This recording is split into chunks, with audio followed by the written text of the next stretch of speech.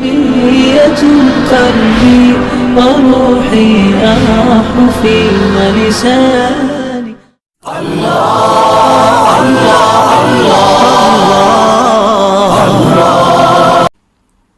اگر تمہیں ہو سکون کی خواہش تو اتنا خیال رکھنا، صبح میں عروج ہے تو نظر میں شام زوال رکھنا۔ ناظرین، کورونا وائرس رحمت ہے یا زحمت؟ رحمت کس طرح ہے، زحمت کس طرح ہے؟ آج اس عنوان پر گفتگو کریں گے۔ سب سے پہلے میں آپ کے سامنے حدیث قدسی پیش کروں گا، جس میں اللہ تبارک و تعالی نے فرمایا ہے: من لم یرض بقضائی ولم یصبر علی بلائی ولم یشکر علی نعمائی ولم یقن بعطائی فلیطلب ربا سوائی۔ اللہ تعالیٰ فرماتے ہیں، جو میرے دیے ہوئے پر، جو میرے فیصلے پر راضی نہ ہوا، اور جس نے میری آزمائش پر صبر نہ کیا، اور جس نے میری نعمتوں پر شکر نہ کیا، اور جس نے میرے دیے ہوئے پر قناعت نہ کی، فَلْيَطْلُبْ رَبًّا سِوَائی، تو اس کو چاہیے کہ میرے علاوہ کوئی اور رب تلاش کرے۔ اسی کے ضمن میں آپ کے سامنے ابن ماجہ کی حدیث پیش کروں گا، جس میں حضرت عبداللہ بن عمر رضی اللہ عنہ سے روایت ہے، فرماتے ہیں کہ ہم 10 آدمی رسول اللہ صلی اللہ علیہ وسلم کی خدمت میں حاضر تھے، تو آپ صلی اللہ علیہ وسلم نے فرمایا کہ میں اللہ تبارک و تعالیٰ کی پناہ چاہتا ہوں ان باتوں سے، یعنی کہ اگر وہ ان کو تم پاؤ تو میں ان سے اللہ کی پناہ چاہتا ہوں، جیسے جب کوئی قوم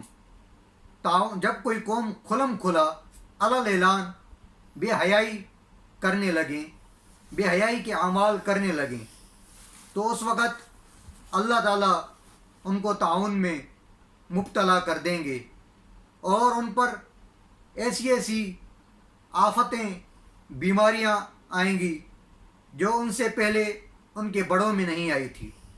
اور دوسری بات کہ جب کوئی قوم ناپ اور تول میں کمی کرے گی تو اللہ تعالیٰ ان پر تنگی اور ان میں جو ہے قحط نازل کریں گے، اور ان کے اوپر جابر ظالم حکمرانوں کو مقرر فرما دیں گے۔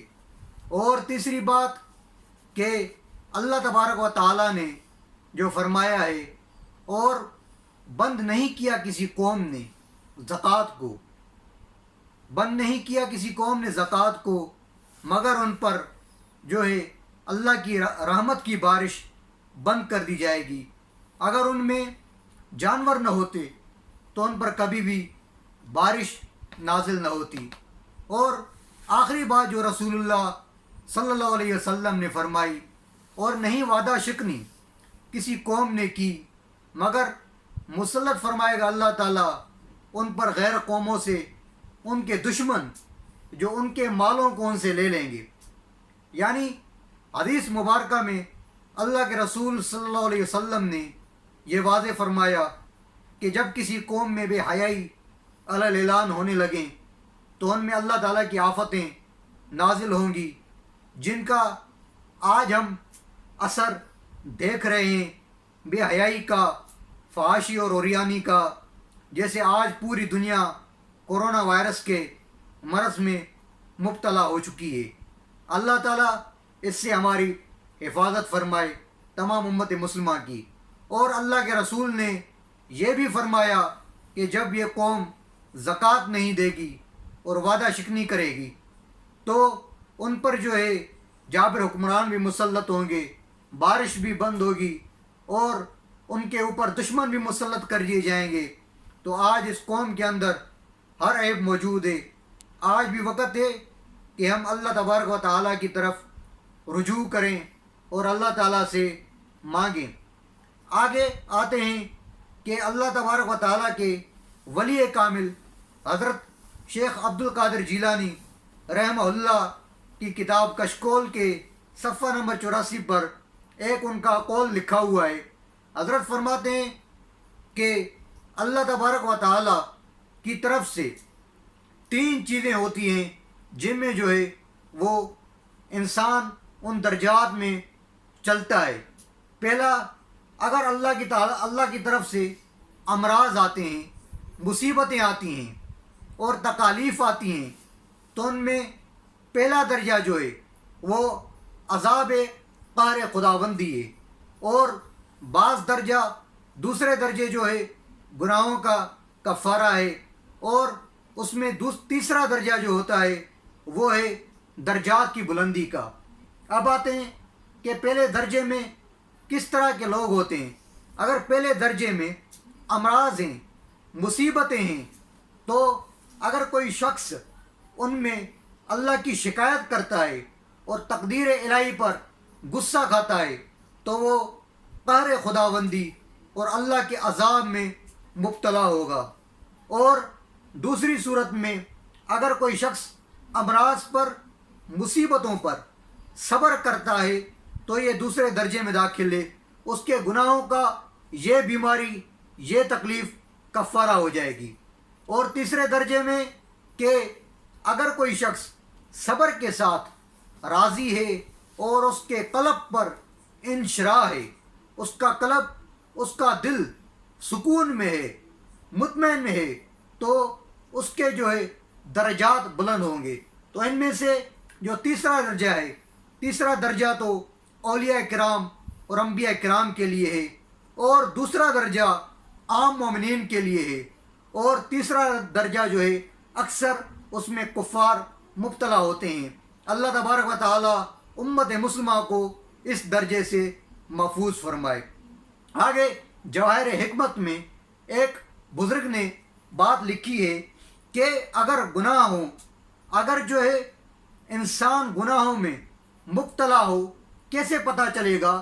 اگر بیماری آئے، اگر مرض آئے، اگر کوئی آفت آئے تو پتہ کیسے چلے گا کہ یہ میرے لیے یہ بیماری، یہ مرض، یہ وبا، یہ وائرس رحمت ہے یا زحمت ہے؟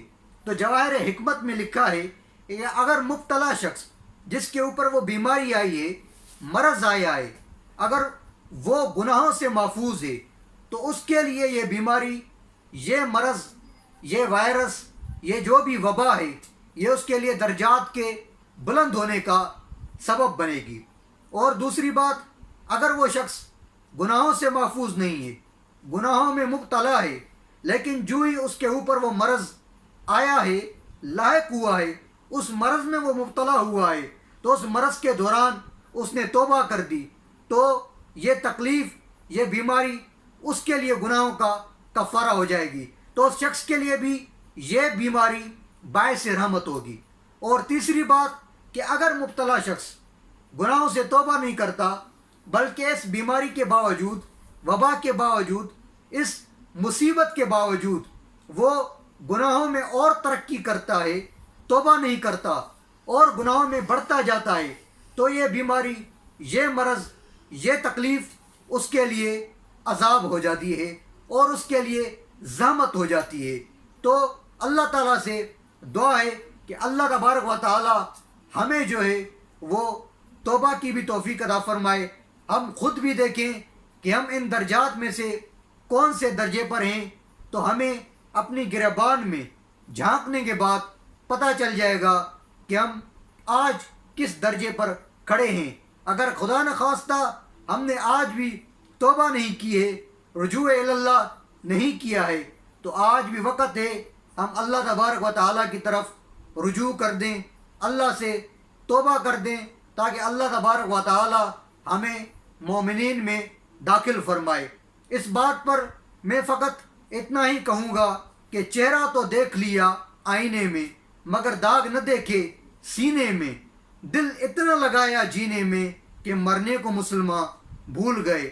ناظرین، انشاءاللہ اگلے ٹاپک پر جلد ملاقات کریں گے. تب تک کے لیے اجازت. اللہ حافظ.